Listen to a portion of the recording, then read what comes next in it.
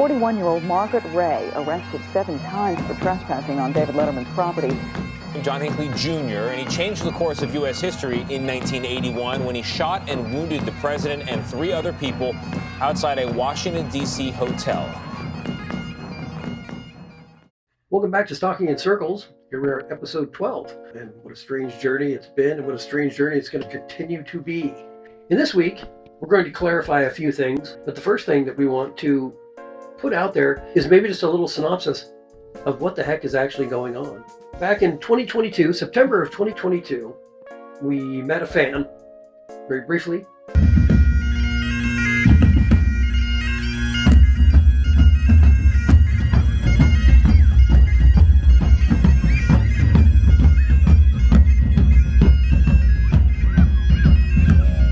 We got some emails, and that turned into a whole bunch more emails, and that turned into a whole bunch of very weird emails. And the thing is, it wasn't just about getting a few emails. It became abusive. She was accusing us of things. She was completely inappropriate. She was making accusations. She was making offers.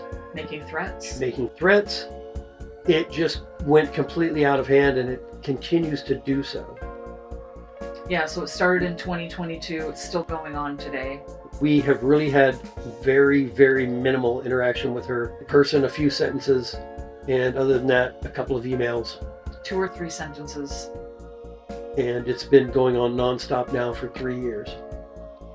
Things actually got pretty bad. We had to do a cease and desist. We had to do a anti-harassment stalking injunction. And no matter what we do, it just doesn't seem to stop. We use a fictitious name for our stalker. We use the name Kris, not our stalker's real name. Right. Names of her family, anyone she mentions will either have be been changed. Redacted or changed. Right. The only real names are ours. Because based on feedback that we've got from the show, it seems like there's quite a lot of questions about what it is that we're doing and what it is that's happening and how we're handling it. So let's just dive right into that. I'm Tiki King. I'm Maggie. I'm a drummer for the Wicked Tinkers. I have a bachelor's degree in psychology and a master's in human services. So one of the things that we want to kind of clarify is when this all started, she started sending Aaron emails, and they were somewhat inappropriate and just strange.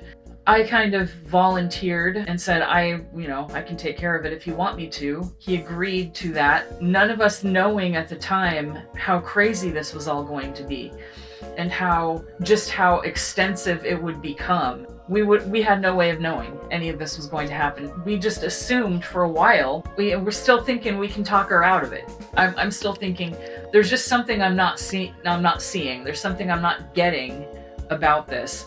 I didn't realize yet. I don't think I realized yet that it was erotomania. Here's how it started. She started sending emails to Aaron. She went to see the Wicked Tinkers. She loved Aaron. She fell in love with Aaron. Well, then the next show, in her mind, Aaron fell in love with her and has been pursuing her relentlessly, even though he has not contacted her except to tell her to not contact him. Relentlessly contacting her, sending her all of these secret messages. That's what these secret messages are about that we talk about in all these shows, because she has to believe that he is pursuing her. Therefore, she creates these secret messages that he is sending her. Right. And she often says that he'll do anything to get her into his life. Why don't we put a stop to it? Well, we'd love to.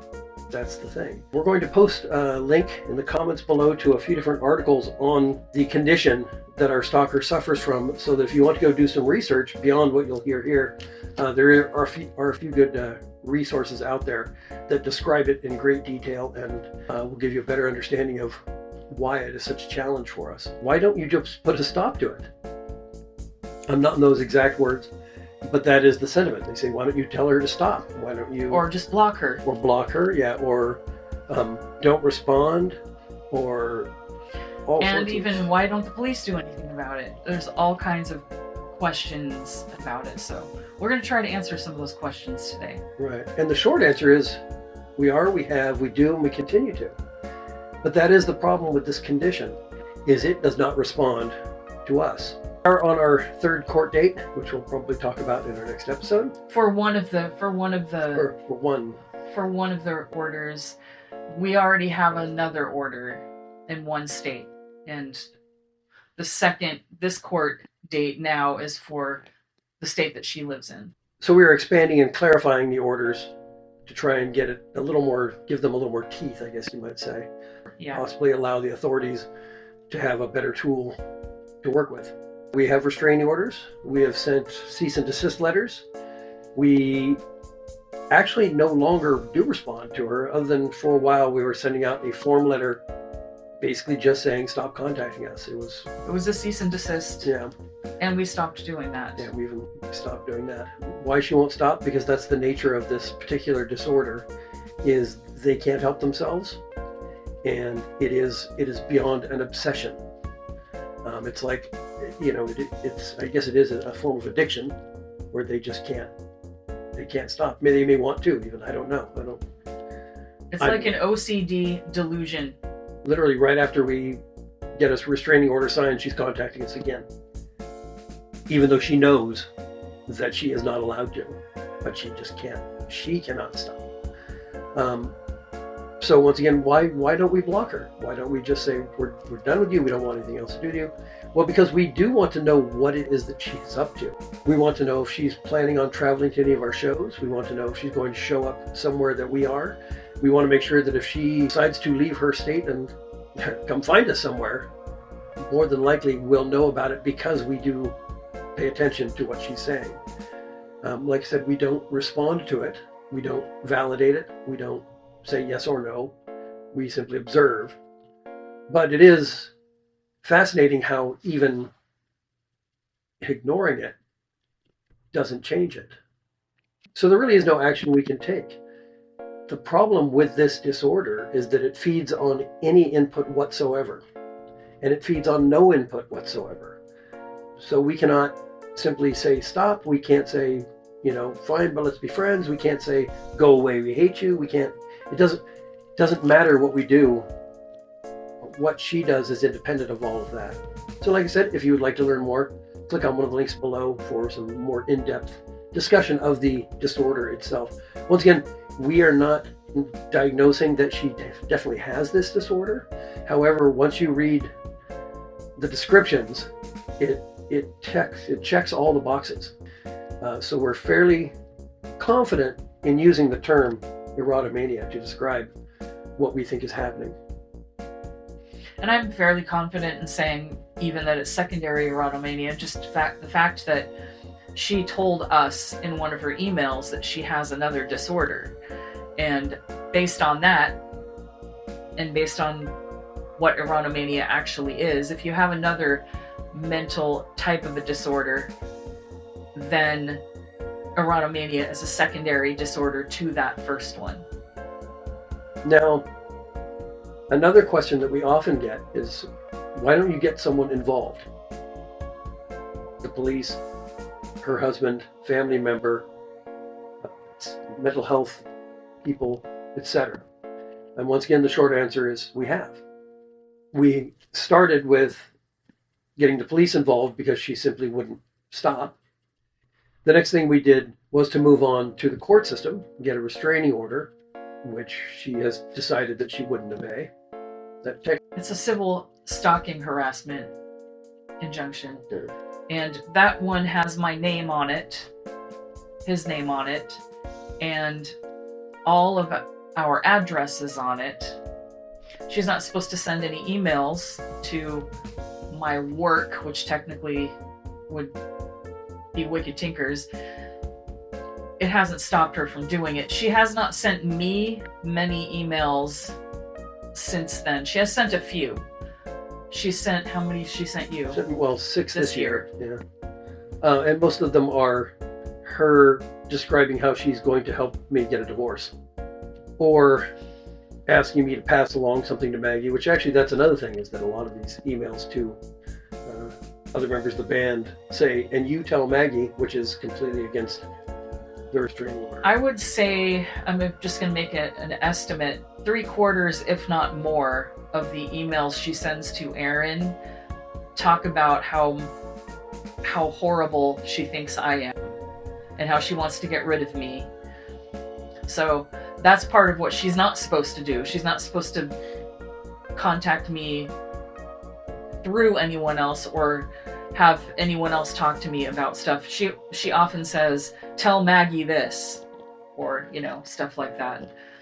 So that's definitely on the no-no list, but it doesn't matter because she's just compulsively doing these things. And so we started trying to do it on our own. We got the legal system involved. Also, her family does know about it. We have spoken with a friend of theirs, which they contacted us, which we'll get into the details of that in a later episode, but her husband was on the line at the time. So he knows definitely what is happening.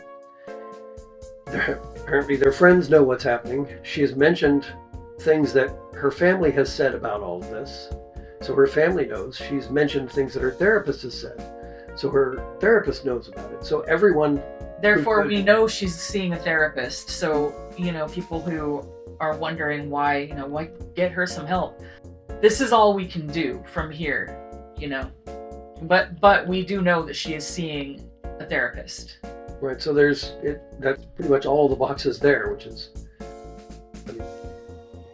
there's not really anything else we can do other than the restraining order that we're working on currently, I believe allows us to request psychological evaluation. I think that's already doing. And we might not be able to do that until she's broken the restraining order a certain number of times. We don't really know yet. Based on other instances of erotomania in the world, this type of thing doesn't usually stop it from happening. It's one of the stranger disorders of this type that are out there. And there's unfortunately very little known on how to treat it exactly, because so far nothing works. Of the cases that are being studied, there's some that have been going on for 30 plus years. There was one that we just a few weeks ago did an episode of our show about, which only ended because the person died. Which is not uncommon. They either switch their obsession or they die. There have been extremely rare cases where the person it just suddenly stopped. But it wasn't due to any sort of outside force, outside stimuli. I read one that the patient basically woke up and was like, oh, wow, okay. Mm-hmm. But it wasn't due to anything that was done. Another thing that we've been asked is, can't we help her find a healthier outlet? Give her some sort of a positive thing to do that would take up her time and her energies and her obsessions. And that does sound like something that would be good. One of the big sort of no-nos with this condition is input, is saying, here, we want to involve you, we want to help you, we want to work with you, because they take that as above and beyond of a sign of love and devotion and obsession, and it puts them over the top with reinforcing their delusion. And the delusion, it's not simply a matter of she likes us. And that's the thing, is that if it were simply a matter of her really liking the band, of being a big fan, of saying how great we were, drawing artwork or something and sending it to us, that would all be fine. In fact, that sort of thing happens. The problem is she's trying to get us divorced from our spouses. She's threatened to destroy the band. She has threatened to call and tell the places that we perform that we're horrible people. She has accused us of stalking her. She's called the police on us, saying that we're breaking into her house, stealing her things. It is not a healthy thing, and we can't do anything to change that. So, therefore, there could be not even an inkling of positive from us. In the very beginning, we tried being negative. We tried saying, just leave us alone. Well, I tried being positive at first. I tried you being did. polite and said, this isn't really what's going on. I'm sorry that you misunderstood. I was polite to her for a while, and then you can only be polite for so long until you're just kind of like, okay, stop it, just stop it. And I didn't realize until a little bit later on, no matter what I say to her, it's not going to do anything. So eventually I just stopped. Yeah. I'm not saying when I say negative, because she literally began attacking our spouses. And that was really when we said, look, enough is enough. And we all sent her an email saying, stop it, leave us alone. We are not interested in interacting with you. We're done. Goodbye. But that didn't work. We've said this before, bears repeating, we are not currently in any physical danger. She lives far enough away and is not able to travel. So we're not worried per se for our safety at any given time. But that is another reason that we want to keep tabs on her, is on the off chance she decides to go on the move. He's on the move. And then we'll know. Many times when stalkers are about to do something like that, they give you notice of it through messages or emails or phone calls or however they're contacting you. And so we don't want to cut that off. We could block her, but we would not know what her next move was going to be or what she was thinking. And also, she's threatened different things before, like unaliving herself, for example. Also threatening to leave her husband and do other things, semi-drastic or drastic things that would change her life in a major way. And it would just be good to know if she was going to try to do any of those things so that we can inform the police or whoever we need to inform that something like that is going on. So this isn't one of the questions that we get, but maybe something you're wondering, why are we doing this show? Probably the main reason is to sort of document what is happening, because like we said, when this first started out for us, we couldn't figure out what was happening. We first researched stalkers mainly, but most stalking is not like this. Stalkers will relentlessly pursue people. They will call them. They would do a lot of things, but this particular disorder, where they think that the other person is hopelessly in love with them, and stalking them back is where it kicks over. Like I said, there's not a lot of information out there comparatively. There is some, but not a lot. And we thought, well, we should throw our hat into the ring, as it were, and document what we've been going through, and also discuss it. It helps us sort of understand and cope with making it a little more making it more academic than emotional.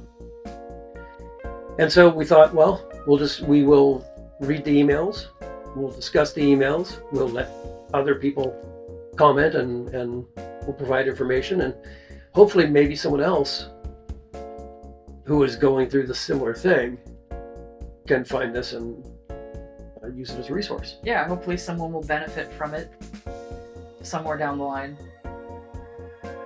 And also, it is just fascinating. So one of the things that we want to emphasize is, if you are going through something like this, definitely get a restraining order or civil stalking injunction or whatever it's called in your area. Get one, because it's important to have one just in case you need to have it. Because if we go somewhere and she shows up and we try to call the police, there's nothing we can do about her just being somewhere that we are if we don't have some proof showing that she shouldn't be there, some reason that she shouldn't be there. So even though she's not following the order currently and she's still emailing, since October 2022, she has not been in the same place as the Wicked Tinkers, to our knowledge. I'm sure we would have heard if she had been. Even though she has threatened to come to shows, she has not come. So she's only seen 2 shows in 2022, and prior to that, it was 2009 I think, when she saw them previously. So she's only actually seen them a few times. When Wicked Tinkers were playing at a festival near where she lives the last 2 years, I have contacted the organizer of the event and the local police and said, this is a possibility, this could happen. Just so you know, this, if we call you, this is what's going on. And that's one of the things is, although we say that she doesn't currently present a danger, she could very easily make a horrendous scene, which she would if she showed up, because she would probably have to be literally drugged, kicking and screaming, and it would cause a disruption, and that is not needed. No. There's no reason for it. It wouldn't do her any good. It wouldn't do us any good. Yeah, so when all of this started, we thought it would just be easy to fix it. At least I thought this is going to be easy to fix. In other jobs I've done previously, I've had to do stuff like this before, and it's never been this type of a problem. Right? We thought we'll tell her to stop, and she'll stop. And then when that didn't work, we thought, okay, Yeah. well, we'll get a restraining order. And I have volunteered to do most of this on my own. I volunteered and said, should I do something but that is one of about this? Yeah, that is one of your sort of duties as our manager and agent and such, is to take care of the things that we, find plaguing us. Well, people send a lot of emails to the website, and I answer a lot of those emails, and I just figured I'm answering the emails, I might as well answer this woman also.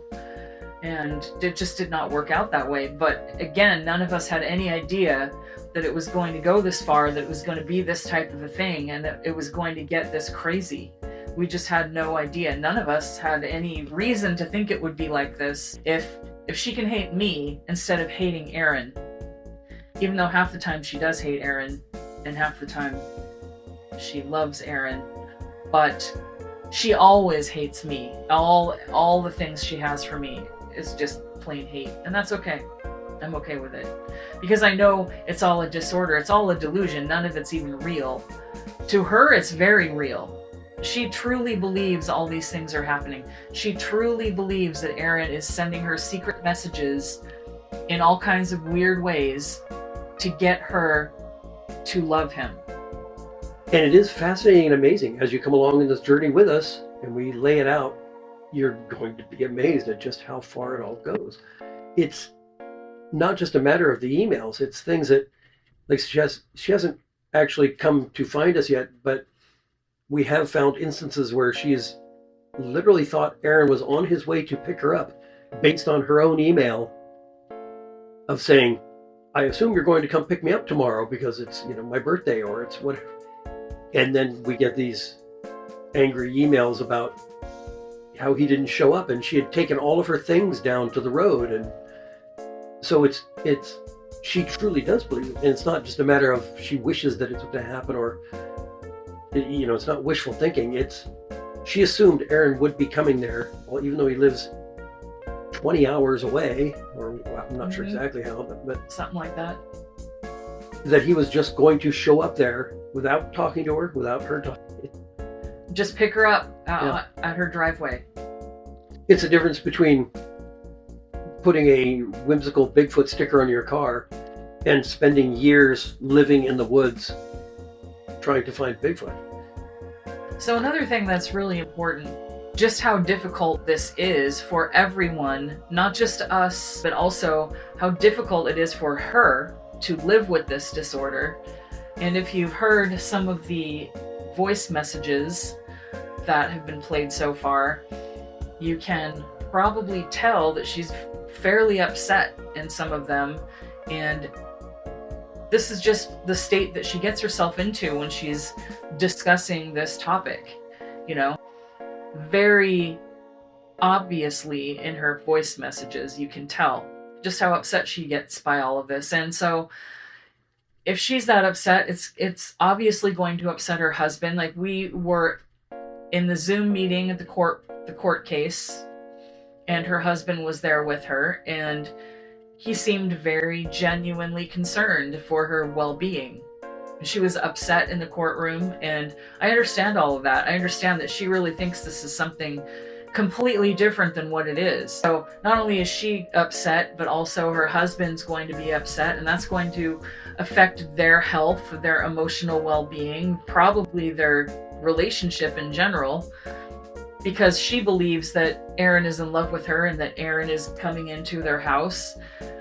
He doesn't believe that anymore, but at one point he does believe this.